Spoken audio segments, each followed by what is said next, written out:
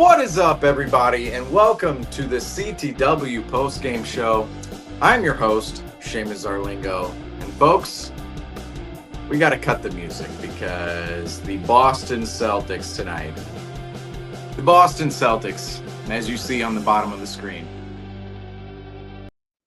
falling to the Philadelphia 76ers. I guess I didn't have the fade on. Sorry, folks, but that's what it needed to be tonight. Just a straight cut, no fade, because the Celtics lose to the Sixers yet again in a one-possession game.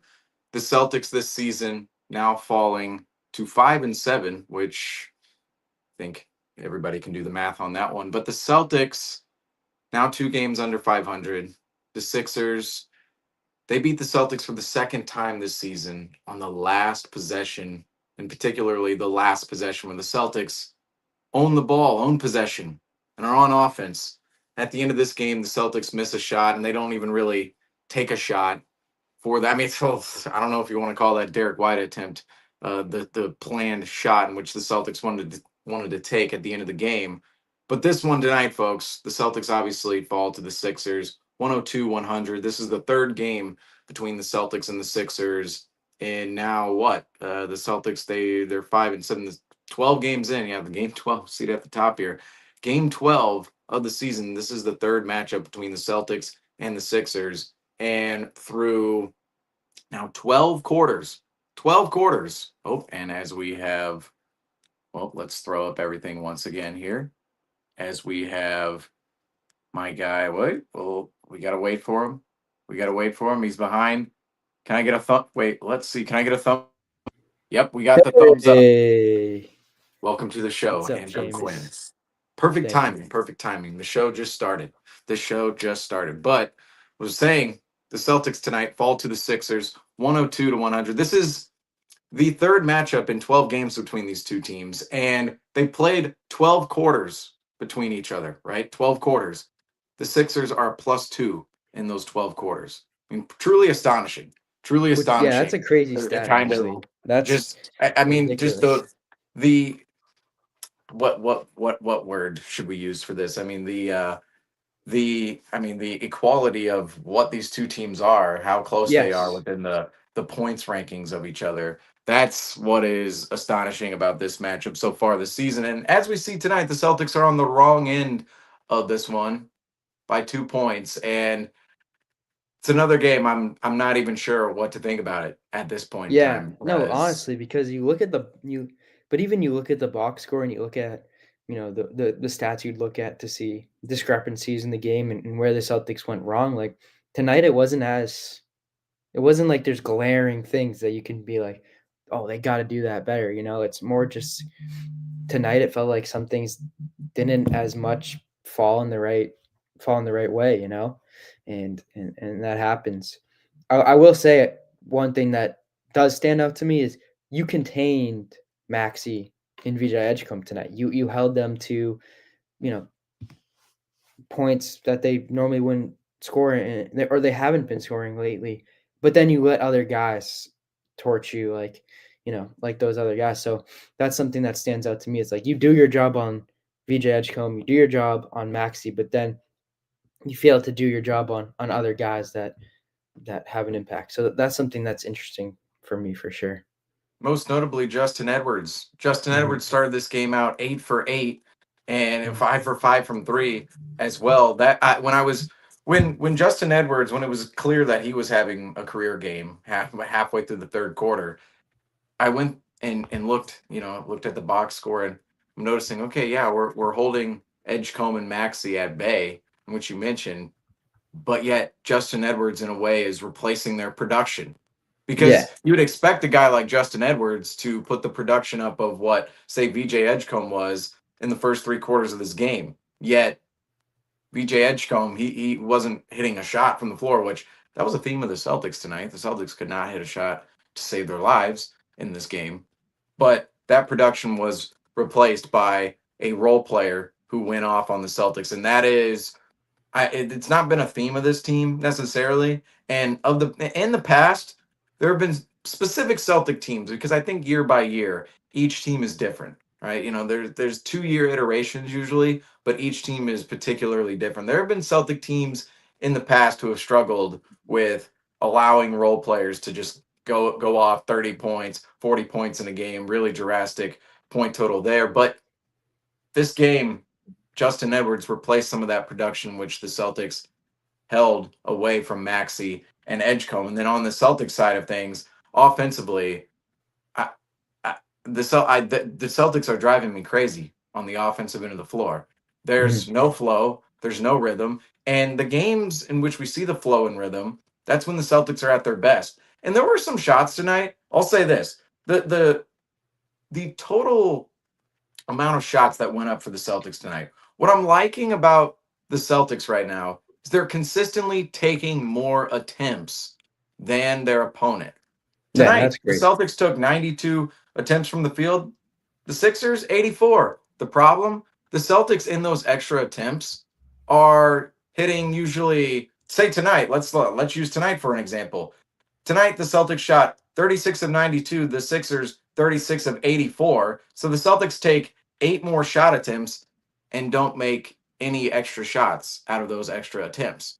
They Right. hit zero. I mean, that's a 0 of 8. And we've seen in the past the Celtics similar numbers to that, similar numbers this season. And that's been a theme of this team. I'm liking the opportunities the Celtics are gaining, but they're not doing anything with those opportunities. And what I was going to say as well is the Celtics, some of the shots are good shots. I'm noticing that they were just simply missing tonight. Tonight was more of a there was variance involved where I'm going, okay, everything is missing. Some of these are Right. bad shots. You got If wide we were to open look at the shots in the shot, corner and, right. these If shots that if just aren't hitting. if we were to look at a shot chart tonight, there are a lot of shots, not a lot of those Yeah, other none of things. those. But there were a lot of shots the Celtics took, and I'm looking at it right now. From you want to call it, I like to call it the long two range. Anything outside of really right by the bucket. I mean, anything right by the bucket. I mean, you're laying it up in it or you're dunking it.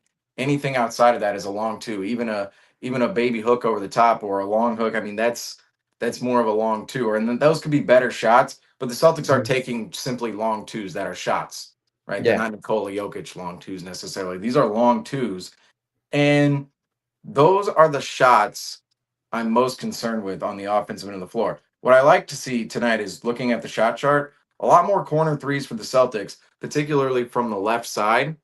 You're looking at the left side, a lot of corner threes from over there.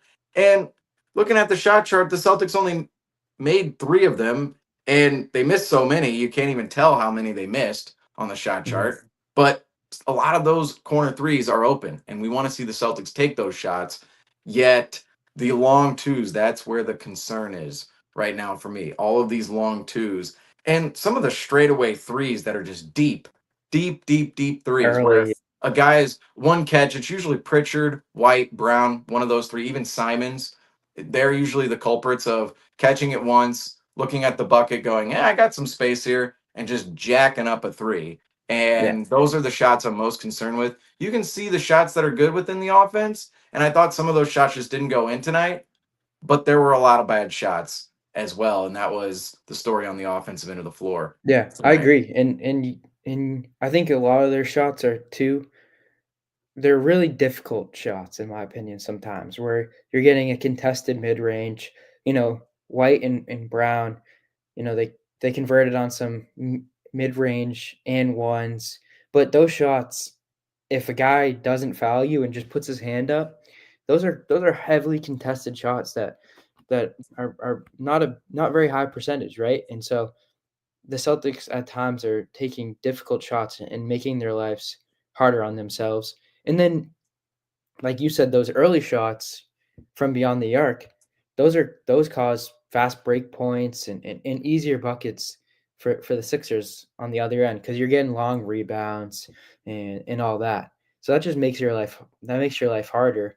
Not to say that they're the Sixers dominated in fast break points tonight, but like I always say, in games like this, when it's back and forth, 16 lead changes, those points matter a significant amount.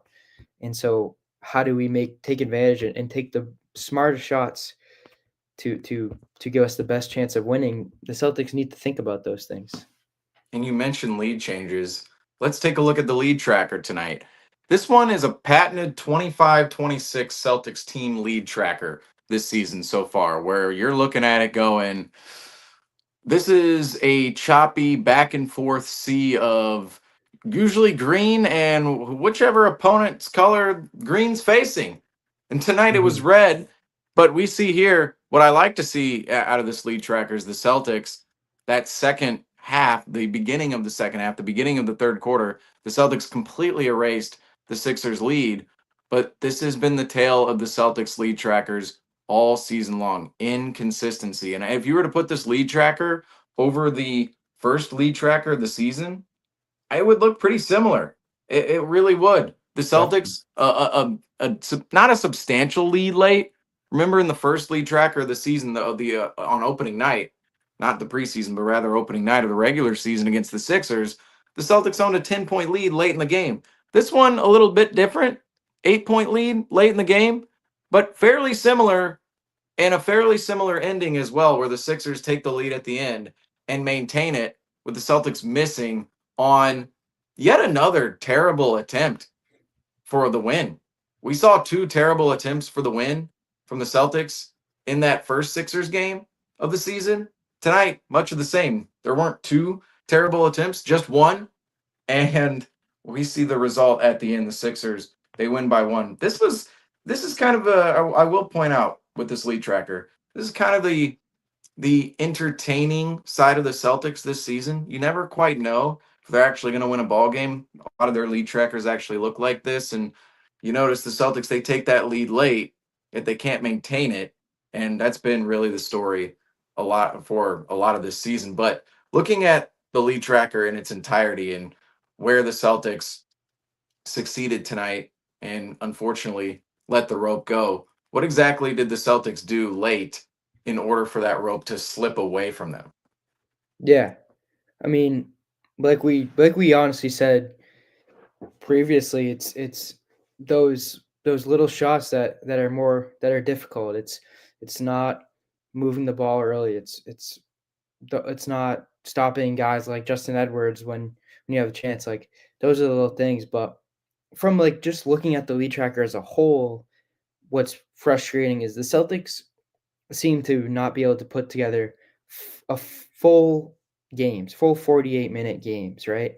And that there's no rhythm, there's no consistency, and that's tough to see, and it's something that needs to be improved upon because then when you play those full minutes, you got more consistency in lineups and you got more consistency in how you're playing together, and so that's where I'm at right now is the Celtics need to find better ways to play 48 full minutes and really and play a consistent game throughout. And sometimes they get in these lulls where they're not moving the ball offensively. They're taking early shots. They're they're not playing together as a team. I mean, I think I was happy with how Simons was playing at times, but then he gets these like heat checks where he's trying to dribble the ball too much and do it himself, and that takes out the rhythm of the game. Like I think the key for them is playing within the rhythm of the game and not trying to force things as much, not trying to force the issue. And I think they kind of did that later in the game. Yeah, and I look at two components, right? I look at the offensive side and the defensive side. Offensively, the inconsistencies are seen by the mentality of each player.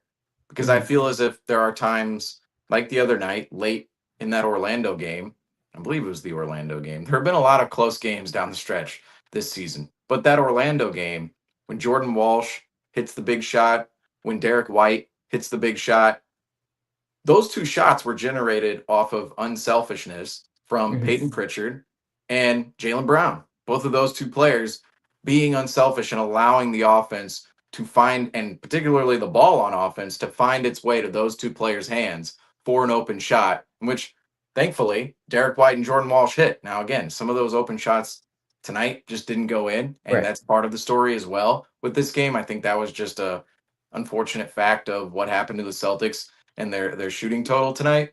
But what can overcome those variants. I don't want to say issues, but they are moments, right? They're games. When one can overcome that, that's when, or rather, what one can do to overcome that is playing more consistently on the offensive end with an identity.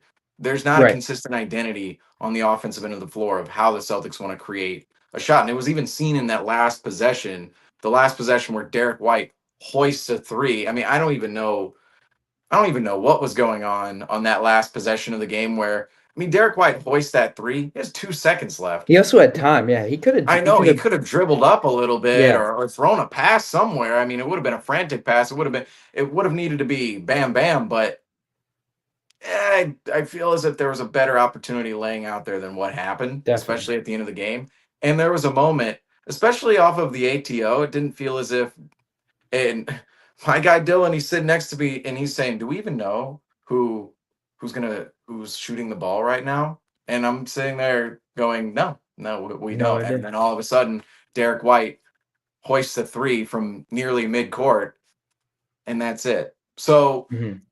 to me, that's part of the equation of there are some offensive possessions where the identity of the team isn't clear. On some possessions, it looks like, wow, the ball's really moving here. Guys are being unselfish. Guys are allowing that ball to find the hot hand, the open hand.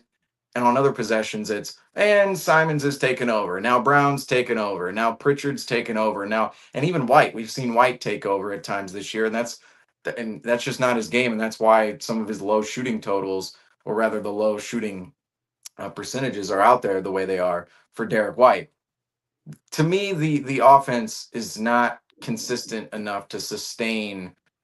I mean, the offense is not the only thing. I'm going to get to the defense in a second, but it's Hmm. not consistent enough to sustain a lead. Period. But nor is the defense, and Yeah. that's also the other part of the equation. Defensively, there are moments where the Celtics are getting after it, creating turnovers, running in transition, creating those extra opportunities for themselves. And in other moments, it just looks as if everyone's a traffic cone. Everybody's giving up the angle on the Paint perimeter. touches Guys aren't right. consistently. The paint touches for another team. It's not just the oh we can deliver a pass into the paint. It's we can drive and penetrate right Yeah, I inside mean the they paint, and we my have my whatever we want. my coach will love saying it. He's like, "Geez, guy, you're just Olay. You're just letting him look like a bull, just letting him through." That's what it You looked know? like at the beginning of Yeah, this game, and yeah, this is what is so frustrating is at the beginning of the game. That's what it looked like, yeah. and it's. I go back to the point of pickup too.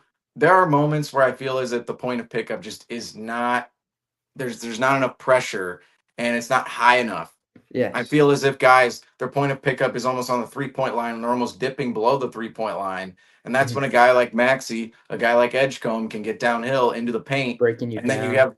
and then ultimately, too, unfortunately, Kada, there are moments, and we have to remind ourselves these are guys who are playing out here that on the two, and I say the two championship teams, the championship team, but the 2 year iteration of the championship team, a lot of these guys wouldn't play consistent minutes because some of the defensive mishaps, particularly tonight from Mina and Kada, and those two guys are now starting consistently, so you could call those guys starters, right? Those two, there were some defensive mishaps that you're sitting there going, well, I mean, it's Minot on Maxi. Maxi is getting whatever he wants on Minot, and then Kata's facing Drummond, and Drummond, he's a veteran in the NBA. He's a big body, and I noticed too, Drummond kind of adapting his game a little more to the modern Yeah, NBA. he It's kind looked of good to yeah. see. Good to Mhm. see. Years ago, you would have thought, that's not a player who he's going to be a little bit too selfish within his own persona to do that. But he's done that quite well up to this point in his Definitely. career. But that matchup alone, I'm watching Kata go up against Drummond, and it's not like Drummond is an All NBA center anymore, but he's a veteran center who's still pretty physical and fairly versatile. And it's a matchup I'm looking at going, Keita is not exactly holding his own here, whether it's defensively, whether it's off of the pick and roll, whether it's on rebounding attempts. We saw that at the end of the game where Keita, it felt like, oh, is he going to tip up that Derek White shot? And no, of course not. And the rebounding, don't even get me started on that. I mean, rebounding at times for this team is a struggle, but there are some encouraging names that are emerged, like Jordan Walsh. I will say, I Yeah. think he's difference maker in the rebounding category for the Celtics. But all in all, tonight, defense, first quarter, unbelievably terrible. Third quarter, looked great. Fourth quarter, went back to being terrible. Offense, Yeah. it's the same rhythm. And we cannot, there's not, it's the stretches where you see the Celtics, they have a good third quarter. They're putting it together. But then you look at the first quarter and the last quarter, it's really not it's not comparable to what the No. Celtics are doing in that And third quarter, and and that's been again the book, that's been the story, that's been the trend of this Celtics team all season long. yeah, and I think offensively, one thing that came to my mind as we were talking is to be consistent on offense. I think a key is that you're attacking the defense. You're forcing the defense to make mistakes. You're making decisions. You're dictating. You're dictating on offense. You're dictating how the game is being played, right? Where you're forcing one on two situations. You're forcing the Sixers to make decisions and play offense. And I think sometimes the Celtics aren't doing that enough. They're more reactionary to what the Sixers are giving them, and there's less intention behind what they're doing on the offensive end at times. And I completely agree with Scal too. He was talking about this in the broadcast consistently, like hitting that roll and finding guys in the paint and just getting paint touches in general, right? I think sometimes we play really beyond the arc and don't find ways to get in the paint. It's hitting guys on that short roll and then having the big man create out of that. However, we don't have a big man that as is as good as say a Porzingis as we've had in the past that can create out of that short roll and add this another layer to our offense.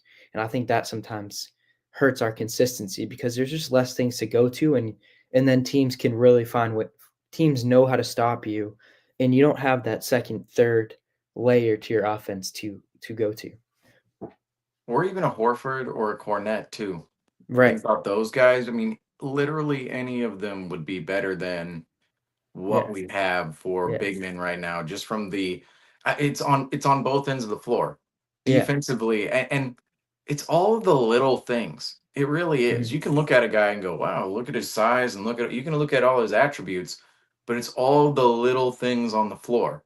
It's like you're saying, it's out of the pick and roll, what kind of reads are you making? Are you actually, and two, how are you moving within that pick and roll? What does your timing look like? Mhm. And how are you actually, again, the angle of the screen? And I say again, like this is months ago conversation, but that's an important aspect of the game. Defensively, it's all about positioning and physicality, and really Mhm. what you're allowed to get away with too. That's part of the Yeah. IQ of the game. Is on some games, referees, they allow you to be more physical. Other games, it's more chippy, and you kind of want to push the envelope as much as possible. And it's all those. It's I think of players like Al Horford and Chris Paul. They've been around so long, learned from so many players. There are all those little things, little intangibles laced within their games that just aren't there for guys like Kada and Garza and Tillman. Tillman's MIA. We haven't seen him in a while. I mean, I guess he's Mhm. apparently out of the rotation as of right now. We're going with Kada and Garza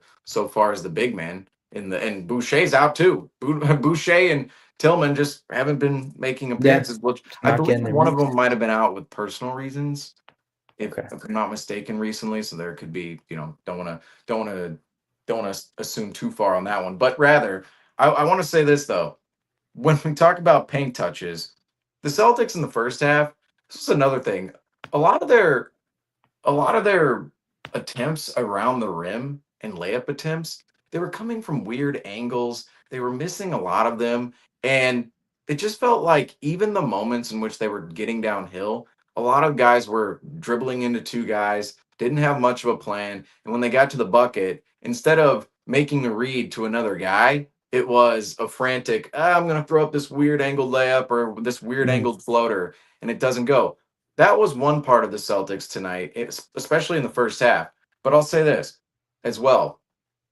The Celtics really, it's either they're going downhill frantically, and when they get to the bucket, they can't, they're not always in control, or they're stopped at this, it's a non-existent line on the floor. I know right? exactly, yeah. Yeah, it's right It's a at, like, the free non-existent. throw line, right, where, like, It's like they're, like, they're really forcing the issue at times if you and were to not taking draw it like again. okay, so the full circle around the free throw line, right? It's Mhm. right in front of that, right? It is. I'll show it on broadcast here actually. Here's the Celtics shot chart tonight. Yeah. Okay, see all these long twos, which how do I not, drop the iPad here? Okay, so literally right up in this category. It's like we see the Celtics are stopped right up in here, right up in here, and then they'll jack up a bunch of shots from right here. Which you notice there were some extra makes here tonight that they actually hit in that second half. But for the first half, this looked there looked a lot different. There was a lot of red on here, Mhm. but we could see that line. We can definitively see the Celtics. Yeah, they stop about right here, and they usually take a long two. And culprits of this: Simons, Pritchard, Brown, Brown. primarily. Yep. White, not so much with those shots, but Brown, Pritchard, Simons, they are the kings at the long twos. I mean, they Mhm. really are within this offense. And that to me makes the offense extremely inefficient. And it's just, Mhm. they're dribbling into nowhere. This was a problem of the Agreed. 21-22 Celtics. They're dribbling into nowhere, and they didn't necessarily, it was in either last second pass or it was, I'm going to throw up this I'm going to throw up this weird mid-range shot, this inefficient shot at maybe even the end of the shot clock or even early in the shot clock. Some of the early shot clock shots are not great from deep, and then some of them, some of the possessions they don't exactly flow. The rhythm is not there the entirety of the possession, and it ends in we just got to throw up a weird attempt from a spot on the floor that there's definitive data, years worth of data that show these are the spots that are more efficient than these over a Yeah. huge sample size in the NBA. And the Celtics, they're taking too many of those inefficient shots. But that does mentioning that there were a lot of missed shots tonight by the Celtics, as we mentioned earlier. The Celtics took 8 more attempts and yet made the same amount of attempts tonight as the Sixers. But looking late in game at the last ATO, the last possession, and even that fourth quarter when the Celtics seemingly fall apart on the offensive end of the floor at times, how can the Celtics actually improve the quality of their shots? Mhm. Yeah, I mean, I think like we said, it's using the screens to your advantage and hitting that shirt roll and creating another layer to your offense that you can utilize. I think it's so hitting those guys in those areas allows the offense to open up. I think another one is moving the ball, getting the defense to shift side to sides and not just throwing the ball down right away, right? And trying to dribble. It's like how do we get advantages where you're coming off a down screen, a pin, or through those ghost screens. Like I feel like we don't go to that as much anymore, like those actions off the ball. It just feels very let's just dribble down and get into something. I think having more actions that are whether it's a down screen or whether it's it's getting guys into advantages, whether it's Brown coming off a curl and he's catching it. It's it's more so orchestrating the offense and creating advantages for the Celtics rather than just coming down and kind of taking what the defense and rather just coming down and seeing the defense and just kind of trying to come up with something. It's more how can making the offense more intentional to what you want. And I think that comes with coaching from Azul. I think that comes with guys moving around with more purpose on offense. And and I think sometimes I feel like I have noticed in this Celtics team that their urgency on the offensive end can be slow. It can be they're walking, they're not moving off ball with intense pace. Like you want obviously the Warriors offense, like you want guys when they're moving, you want them to sprint full speed, and I think those little things the Celtics can improve upon. And I want to say about the offense in total right now for the Celtics when it comes to the shot quality. every single good shot, from what I see, is off of randomness. It's off of Right. pure randomness, and it's not coming within the structure of the offense. And what comes within the structure of the offense is just they're not nothing comes easy. Nothing is coming Yes. No, easy they're from working the so structure of the hard for their offense. shots. Nothing. They're Nothing working is so coming hard for easy. shots.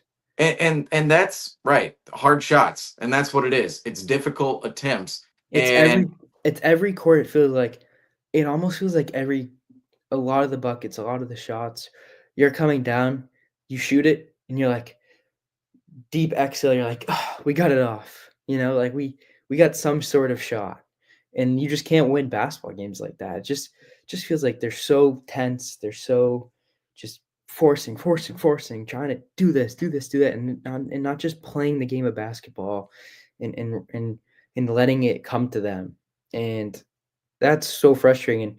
And I also think too, like you want to know, like on offense, you want to know where your shots are going to come from. That just gives guys more confidence in their game. There's more comfortability in the offense. There's more, like you said, structure. It just there needs to be that wherewithal of okay, this is the offensive possession. We got this shot. If we don't get this shot, we'll get this shot. If we don't get that shot, we'll get this shot. And then at the end of the shot clock, all right, let's find Brown and let him do something if it comes to that. And we just don't seem to have that right now. the offense is just it's tough to watch at It times. is. And It because hurts. no, 100% because we're watching teams of the past, and when we're picturing teams of the past, we're picturing easy buckets at the rim, wide open Mhm, shots from three. And this team, I mean, it's very easy to look at the Celtics shot chart tonight and look at all of the missed threes at the top of the key. It's really easy to say for people. This is easy to say. They go, well, the Celtics just missed a bunch of threes. And if they could just make some of their threes, right? Say tonight, the Celtics shot 13 of 38, 34.2%. That's below league average. People will say, well, if they just made a couple of those straightaway threes, they would have won this game. They only lost by two. But those straightaway threes are not regular pick and pop threes, kick it out, Al Horford wide open, or threes that are coming off of we just ran a pick and roll. We have Tatum in the paint. We have a big guy in the paint. All of a sudden, White comes off a screen from the corner. He's standing wide open at the top of the key. It's kicked out. He's shooting a three. They aren't coming off of those actions anymore. It's step back. It's one action, hand in the face. I'm jacking it up anyway. It's a lot of mhm. that. And Yeah. this is where it's just, again, so easy to say, oh, if they just made their shots here, there. 21-22, going back to that season.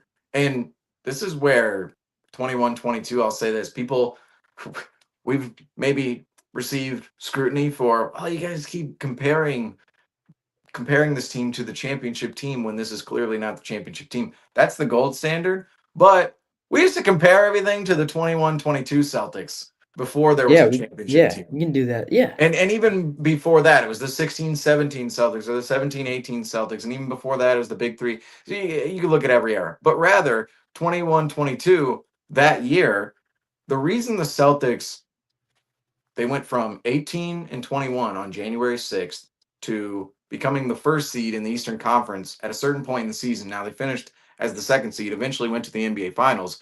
But why the Celtics were able to make the NBA Finals after starting a season 3 games below 500, nearly halfway through the season, the reason the Celtics were able to make the finals that year, their shot quality changed on the offensive end of the floor. They were always Yeah. a good defensive team.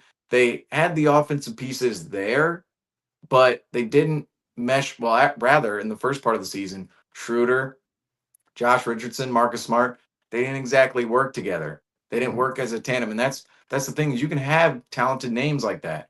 Josh Richardson, Dennis Schroeder, Marcus Smart, all talented guards. They didn't mesh well together. When you had them on the court, they weren't perimeter threats, and they were guys who were also prone to mistakes at times. And they would dribble into nowhere. They weren't perimeter threats with each other. They didn't really. Ime Udoka couldn't mix and match them on the court correctly. The shot quality within the offense went down. And what happened? At the deadline, the Celtics made a move, of course, acquired Derek White. we know the rest is history with what Derek White turned into with the Celtics. But specifically in that moment of time, Derek White changed the complexity of the Celtics rotations and the shot quality, the kind of shots the Celtics were actually shooting within that offense went up. That was Mhm. 21-22. That's why the Celtics were able to make the finals. This season, the shot quality is down. It's way down. It's It's it's not as horrendous. simple as because you could it was as simple the last two seasons. Maybe not last year, but 23-24. That one Yeah. was I mean, that season was almost easy. It was just Yeah. looking back, it's like, man, we had it real good that year. We had the one year that taste of what Yeah. Warriors fans felt like for 5 years, For the back sure. half of the 2010s. But that season in particular, 23-24, it's easy to go, well, every shot they're generating looks good. So it's easy to say, well, they're just making or missing shots. And it would that team, it would almost be their wins or losses would almost be determined on would they make shots or would they not. Some of their losses, they were silly losses, but you look at the shot total and go, they just missed a bunch of Yeah. shots. Just didn't All hit. of them were Yeah. good. This team, they miss a bunch of shots, but the reason they're missing, they're all bad shots. And I don't want to say every single one of them, but the majority No, of them, a what's lot of coming off them the are flow of the bad offense, shots. the Yeah. flow of the offense, I mean, the stagnation of the offense, the selfishness of the offense, it's bad shots. Yeah. Bad It's shots. it's just bad. And I think when you mention the flow, like there's a level of connectivity that is just not there right now. And guys just I don't know. There's just like a level of trust, even with the team. And I think it's hard. And I don't know. I think too it's like so hard to put into words because I've I've been on teams, we've seen teams that just seem to just not they just can't figure it out, like, they just can't click, like, they just can't and it's like, I feel it, you know what I mean? But it's hard to put into words where it's at, and I know, like we said, bad shots and all these things, it's just I do think in some ways they are still focusing on what they wish they could be, what they were in the past, what their ideal team is, rather than focusing on what they have, rather than focusing on what they are and utilizing their players to the best of their abilities and putting them in the best positions to be successful. I think in some ways there's just they're trying so hard f- to to create something, to fabricate something, to make something into something that it's not, and that's detrimental to them because that's a frustrating. It's something that you're just not going to get, and I think that's the best way to put it. That's how I feel. That's what it feels like. I don't know words exactly, but that's where I'm at. That's where Rob would jump in and mention how he's out on Missoula because that Maybe goes that's back yeah, to the Missoula conversation of is he truly adapting and adjusting for this team and is he that guy? yeah, yeah. No, Because I agree. I agree in some ways. Like I love I think Missoula's great. Like I think I'm not even going to go into it. We know the things that are good about him. We understand that. But I will admit there is this X's and O's standpoint that to me, I just don't have this confidence in him to do so at times.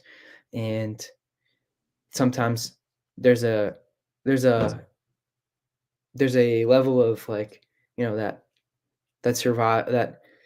intensity. He tries to pull that out of players. He wants them to to to act like they're going to war and in all those good moments of them. But I think when it comes down to it, and I've seen in myself when I'm on the court, when it comes down to it, if you can't execute, if you can't do those little things on the offensive end and create better shots for yourself and put guys in the best place for succeed, that intensity and that survival, that motivation, all that, it's useless. And sometimes I think Mosul at times centers his mindset, his game, or at least in the media, right? Because obviously at sometimes, but he centers himself around that, and sometimes it's like that other stuff gets lost. that's where I just wonder if there's if there's a future here where, and he's already won a championship, which Yeah. that's going to put him into an elite category with other Celtics coaches. Let's just say that. But Hmm. I do wonder if there's a future where Joe Mazzulla is seen as really great hoorah guy and a guy Hmm. who can motivate a team, but we need somebody who can take the team to the next level from an X's and O's standpoint, from an Hmm. actual basketball intellect standpoint, and not just okay, you can rally troops. It's like a Yeah. lot of guys, and that's so valuable. I don't want to just look So past valuable. that No, no, because and I'm it feels not. like it's disrespectful to just look past that and what he's able to do within a locker room. Because let's face it, Tatum, Brown, they respect Missoula, and that's what makes me think Missoula is actually going to be around for a while. Hmm. They respect him. They played for him for multiple seasons, won a championship with him. Yet when it actually comes to the efficiency of the Celtics, and even let's face it too, Brown and Tatum, they respect Missoula. Part of that could be from the freedom they receive from Yes. Missoula. Yet, when it comes to a team like this, there needs to be more structure within a team Hmm. like this to build the identity over time. There needs to be more of a plan in place than just saying, well, Tatum, we're going to allow him to attack these mismatches at these times. And we're going to allow, because teams in the past, you have a guy like Al Horford, he's older than Missoula. He could be the head coach. He could literally be the Hmm. head coach out there. Yeah. And you have minds like that on that team, and now a lot of those minds are gone. And it feels as if this team needs another level of structure that just isn't there in the huddle, in practice, wherever. I mean, in film session. This team, I will give a caveat here. It's hard to actually manage this team because, say, for example, Jordan Walsh, and I want to ask you about Jordan Walsh as well, but this is a perfect segue into him. 29-18 played tonight. And in total, that would be, let's see, one, two, that would be third most, or sorry, fourth most on the team. Fourth most on the team tonight. So Yeah. fourth most minutes played on the team. Jordan Walsh. That's the achievement he walks away from this game with. When you're relying on guys like Jordan Walsh to play the fourth most minutes in your rotation versus last year, the the the guy with the fourth most minutes might have been a Peyton Pritchard or even a Derek White, right? Yeah. Now it's Jordan Walsh. It's harder to actually structure efficient lineups in It- the way that you really want them no, to. I agree. Yeah. There's you just and I want to give Joe like Missoula the benefit of the doubt on in that aspect because it's hard, man. To you don't know what you're gonna get from these guys sometimes. What you just don't, and you have to make lineups and you have to do it on the fly a lot of the times right now where they're at because you can't afford sometimes to play guys that just aren't performing. And even like a guy like it's like Hauser didn't even Hauser had a rough game but you like in some ways had to play him. Like you where else you're gonna go? You know what I mean? Unless you give guys so many of these minutes, it's just the lack of depth and the lack of guys that you can go to. It's just tough. And that's something that is just inevitable this season. And there was another thing I even thought about. It's like Brown is getting 35 minutes. He's getting so many minutes now. And in the past, offensively, you're like in the past, those minutes are a little lower, right? So production is, I mean, he's still producing at a high level, but sometimes defensively you may be tired and there may be some lapses on that end because you're working so hard on the offensive end. It's just these guys are just all in different scenarios and in different roles and getting these high amount of minutes. They don't know what to expect. There's a lack of like, oh, I'm going in now. There's just no consistency and and that's so hard and it's one of those things that for me feels inevitable right now. And I mentioned Jordan Walsh. Right now, Jordan Walsh, maybe, just maybe, he's actually starting to break into the rotation. Tonight, the fourth most minutes on the team. The other night, the fifth most minutes on the team. And he's actually starting to emerge as a somewhat important piece within the Celtics rotation tonight. looking at his line, 3 of 7 from the field, 1 of 3 from three. Those numbers don't really stand out, but it's the rebounding category, right? Oh, 7 yeah. rebounds tonight, 5 defensive rebounds, 2 offensive rebounds. Even eight, I mean, 8 points, 2 steals, 2 blocks, and an assist as well. I mean, he's kind of playing the all-around game a little bit off the bench for the Celtics, especially as a versatile wing. But you look at those rebounding numbers, especially, and the minutes going towards Jordan Walsh right now, the trust instilled within Jordan Walsh. Mhm. What is your outlook for Jordan Walsh going into the future? We talked about this. Rob and I talked about this the other night, but I mean, you and Andrew, you guys have your own personal experiences with Jordan Walsh in person. So I mean, you guys are the perfect people to ask about maybe a new potential. I'm just saying, Jordan Walsh. I think he could be a personality within the NBA and the Celtics if he actually breaks into the rotation. I think No, he's I going to be a I actually personality. I actually agree. There seems to be this when he steps on the court and when he is performing, like there is this energy behind him that he's bringing, like this swagger, this confidence that seems to energize the team. And when he crashes the offensive glass, I mean it's aggressive, it's forceful. He had 2 offensive rebounds, but so many times when he crashes the offensive glass, maybe he doesn't actually get the ball, but he's creating the offensive board for one of his teammates. I mean, I think that he does have this. He seems to realize that I need to find a way to make this to step up. Need to find a way to make an impact on this court, and he's doing that. I mean, he's just doing the little stuff that allows him to stay within the rotation. And I like him. I mean, this season it's not. I don't want to use tanking, but I don't want to use tanking. I don't want to use like rebuild. I mean, I don't know where to say, but a guy like Jordan Walsh, there's clear upside. We're seeing progression in him. You might as well give him those minutes and see what he can do with them. And to me, from watching Jordan Walsh, from what we expected from him when he first came into the league, to me, that trajectory, that development, he seems to be steadily progressing. So I think you just got to continue to enrich him and give him those opportunities. And we mentioned this the other night. Jordan Walsh, his age, he's still only He's 21 years 21. old. It's Yeah. like he's still a rookie who's been And you see a around for lot of 3 years. guys you see a lot of guys in the NBA that are breaking out a little later in their development, and they're finding ways to make an impact. Like, you gotta give them time, and I've been saying this a lot everywhere. This season, who knows where it's gonna go, but you still have to find ways to get a win. You still have to find ways to make this the most advantageous season as possible. That may not be getting a championship. That may not be, winning, being first in the conference, but it still could be, man, we developed Walsh into a player. We gave him those minutes and we see this progression. That's a win in itself, right? And that's kind of where I'm at. It's like, how every night do you find a way to make something positive come from each game?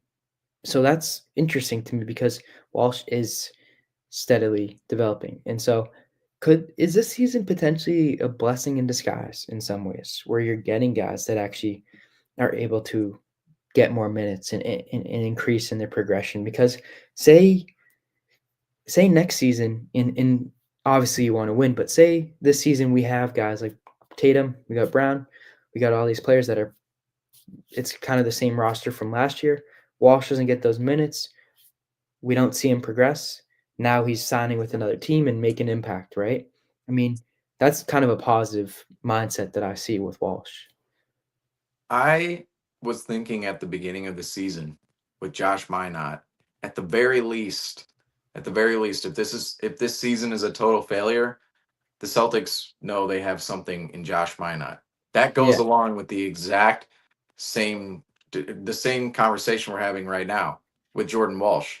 It's Mhm. if the Celtics are 500 at the end of the year or they're totally terrible and they have a lottery pick, that'd be a win in itself is actually gaining a Mhm. lottery pick. But if the Celtics any result, right, that doesn't result in a championship, at the very least, can they build guys into Yeah. rotation players who are playing next to Jason Tatum next season? Jason Jason Tatum. Tatum is the one Yeah. guy. Everybody else even this year, I mean, Brown, I would think Brown and Tatum are there. I mean, Right.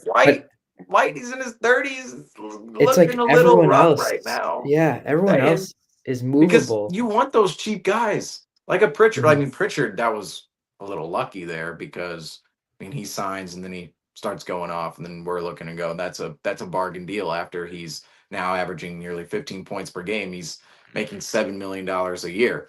Mhm. But those cheap players, Cornette, right? Cornette for the last couple of years, he's on that minimum contract. Super bargain for the Celtics, especially last season.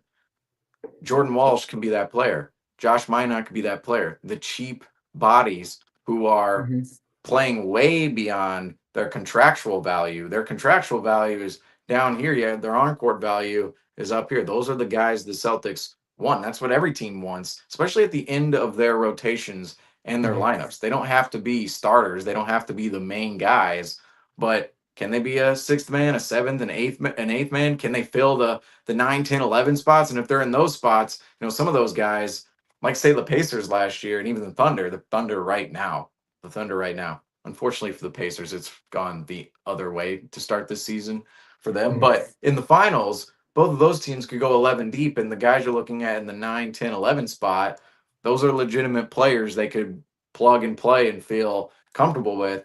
Next year, those players could be Walsh and Minot, and maybe they're not that low into the rotation, but maybe they're at a spot where the Celtics are comfortable with playing them. There is a history of playing them, especially this Mhm. season there that we're discussing right now. And Walsh to me, both of them, Minot and Walsh, these are the two guys specifically I'm looking at. Garza was the name during the summer. I haven't seen much progression from him, although he had a good, Yeah. great game the other night.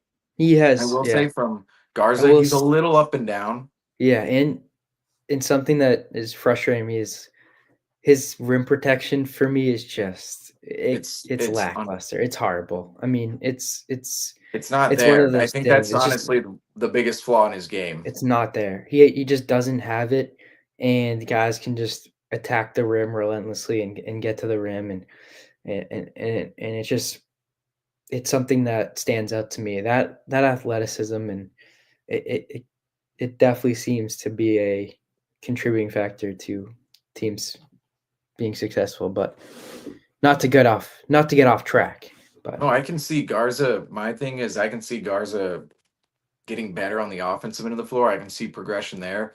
Defensively, it's going to be hard to overcome just physical attributes yeah, that I he mean, just yeah, seemingly doesn't have, which is yeah, a quickness, strength, some of the. See, that's my thing is maybe you can improve that. We saw Luke Cornett. I would say Luke Cornett in 2025 looked a lot different than 2021 Luke Cornett when it came to his physicality, his fluidity, the way he was moving. Garza maybe can attain some of that, especially defensively with his yeah, physicality, but it's some of the length and some of the positioning as well, and just the ability to take a hit, right? I mean, guys just when they lay a hit down on Garza's in their shoulder, they're driving, he just falls too far back every yeah. single time. And he's just Just seems a allowing little, guys to go yeah, around him. He's not physical enough. It's like some of no. those things can get better, but year But some of those year things are just four, like year five coming up for Garza. So some of it's those are like even mentality things too, where you're like, I got to take a hit, like I got to be able. Like Cornette has had something in him too, like whether you like it or he's not, the maybe. offensive lineman of the Celtics, as he said. Right, right. It's like you need to have that, and if you don't have that now, I don't know if you develop that. Like that might just not be part of your makeup, your chemistry makeup of your brain, you know. But So Garza and Minot, they're on this summer. They were the two on the list that we pinpointed and said these are the two that could develop into something later on in time, especially when Tatum comes back. I feel like it's going back and forth. Minot yeah, tonight only plays 8 minutes, yet he's still starting. And you see, there are definitive moments where he's making an impact. Tonight he only played 8 minutes, though. He's a guy I would say we feel fairly confident in, 22 years old. Walsh has become that guy all of a sudden, 21 years old, but it's up and down. It's up and down. We didn't see Walsh last week.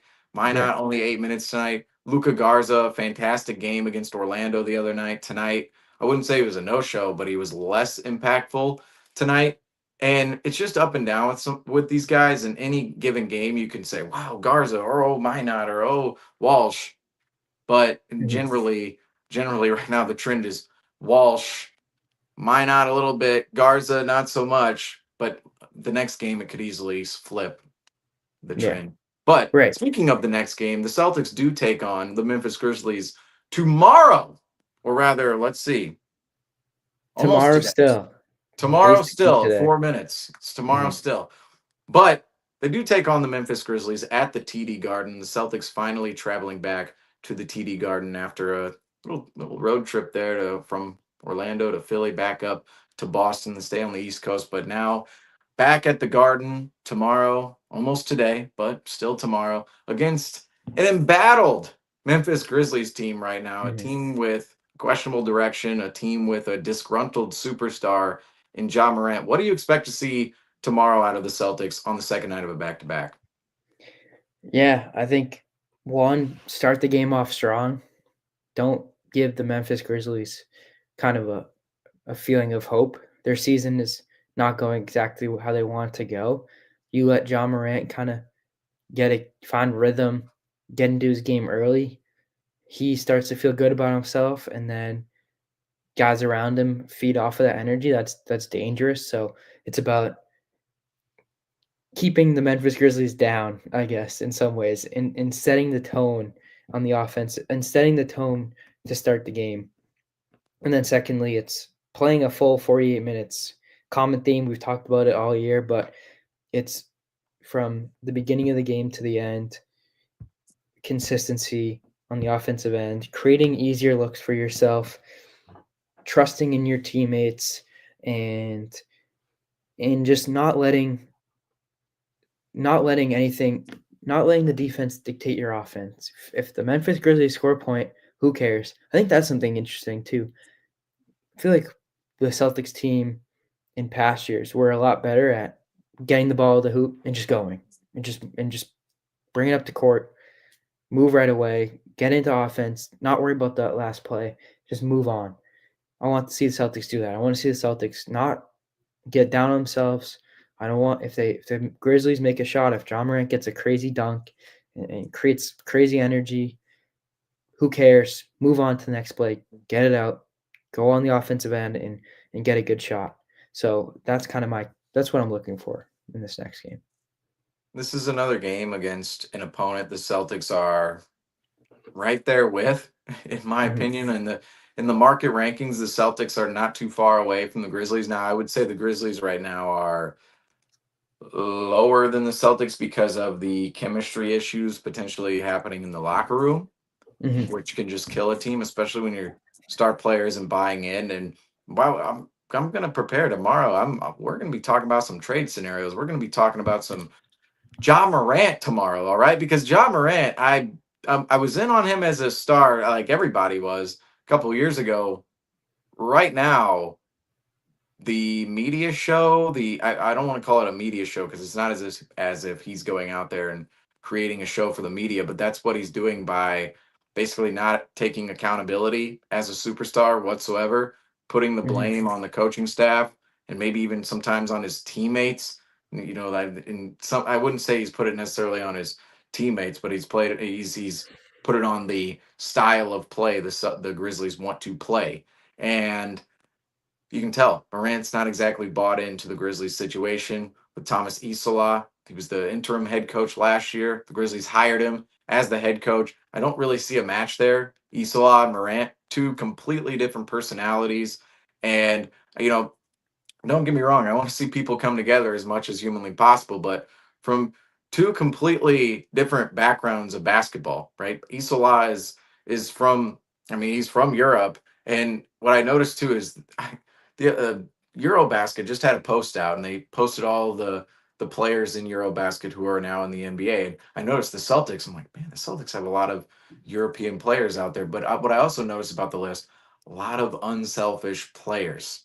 Okay, a lot Definitely. of unselfish players. And Morant, if you look at his game, it's a little more me centric at times, right? It's not really within the free flow of an offense, not really trying to set up others for baskets unless he's trying to set himself up first.